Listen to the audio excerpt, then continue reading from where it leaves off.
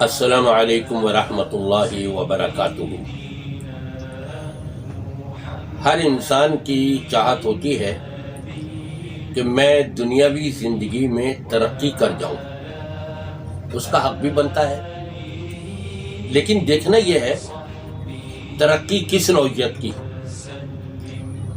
ایک شخص چوریاں کرتا ہے، ڈاکے مارتا ہے، وہ بھی یہی چاہتا ہے میں ترقی کر جاؤں۔ ایک شخص سودی کاروبار کر رہا ہے، وہ چاہتا ہے کہ میں بھی ترقی کر جاؤں۔ ایک شخص لوگوں کے حقوق مار کر کے اپنے آپ کو آگے بڑھانا چاہتا ہے۔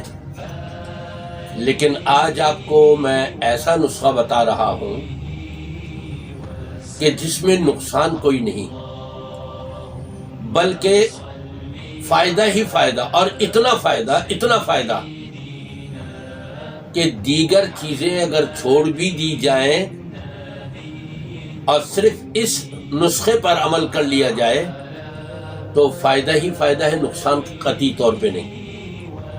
جبکہ دنیاوی اعتبار سے اگر بعض امور کو چھوڑ دیں اور بعض کو لے لیں تو جن کو چھوڑا ہے اس سے نقصان تو ہوگا نا۔ لیکن یہاں پر بعض کو چھوڑ دینا اور اس کو لے لینا، اس پر عمل پیرا ہو جانا، گویا کہ اس میں قطعی طور پہ ذرہ برابر بھی نقصان نہیں، بلکہ اگر ظاہری طور پہ کسی کو نقصان نظر آ رہا ہے تو وہ خود بخود نقصان پورا ہوتا رہے گا اس میں۔ اور وہ آپ کو معلوم ہے کیا نسخہ ہے؟ نبی پاک صلی اللہ علیہ وسلم سے حضرت ابی بن کعب رضی اللہ تعالیٰ عنہ سوال کرتے ہیں، پوچھتے ہیں کہ اللہ کے رسول صلی اللہ علیہ وسلم، میں اپنی دعاؤں میں آپ کے اوپر کثرت سے درود بھیجتا ہوں، تو میں کتنا بھیجوں؟ آپ نے فرمایا جتنا چاہو۔ کہا جی 1/4؟ کہا جیسے چاہو تم، اگر زیادہ کرو تو اور تمہارے لیے بہتر ہے۔ کہا اچھا جی آدھا حصہ دعا کا، آدھا حصہ درود پاک کا۔ کہا ٹھیک ہے جیسے تم چاہو، لیکن اس سے زیادہ کرو تو تمہارے حق میں اور بہتر ہے۔ کہا 2 حصے درود پاک کے پڑھنے کے اور 1 حصہ دعا کا۔ کہا یہ بھی ٹھیک ہے، لیکن اس سے زیادہ کرو گے تو تمہیں اور زیادہ فائدہ ملے گا۔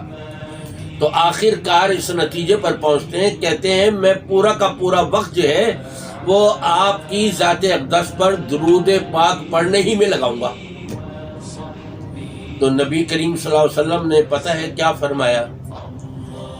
اگر ایسا ہوا کہ تم نے اپنا سارا وقت جو ہے درود پاک پہ، دعا جتنی دیر تم نے کرنی تھی وہ دعا نہیں کر سکے، اور درود پاک دیکھا جائے تو درود پاک کا پڑھنا یہ بھی اللہ سے دعا کرنا ہے نا۔ رب تبارک و تعالی نے فرمایا ان اللہ و ملائکتہ یصلون علی النبی یا ایھا الذین آمنوا صلوا علیہ وسلموا تسلیما۔ اللہ تبارک و تعالی بھی اپنے نبی پر درود بھیجتا ہے، فرشتے بھی بھیجتے ہیں، اور اے ایمان والو تم بھی بھیجو۔ رب کا درود بھیجنا کیا مطلب ہے؟ کہ رب تبارک و تعالی اپنی رحمتوں کا نزول نبی پاک صلی اللہ علیہ وسلم پر فرماتا ہے۔ فرشتوں کا درود بھیجنا کیا ہے؟ کہ اللہ سے وہ دعا کرتے ہیں، سوال کرتے ہیں، مانگتے ہیں کہ یا اللہ تو اب نبی پاک صلی اللہ علیہ وسلم پر رحمت نازل فرما۔ اسی طرح سے ایمان والے مسلمان نبی پاک پر درود پڑھتے ہیں، بھیجتے ہیں، تو اللہ سے دعا کر رہے ہیں کہ یا اللہ نبی پاک صلی اللہ علیہ وسلم پر تو اپنی رحمتیں اور برکتیں نازل فرما۔ اللہ یہ بھی ایک دعا ہو گئی نا، لیکن آپ دیکھیں اپنے ذاتی حاجات، اپنی ذاتی ضرورتیں سب کو چھوڑ کر یہ ایک مسلمان نبی پاک صلی اللہ علیہ وسلم پر کثرت سے درود پڑھ رہا ہے، تو اس کو اجر و ثواب دیکھیں کس انداز سے کتنا مل رہا ہے۔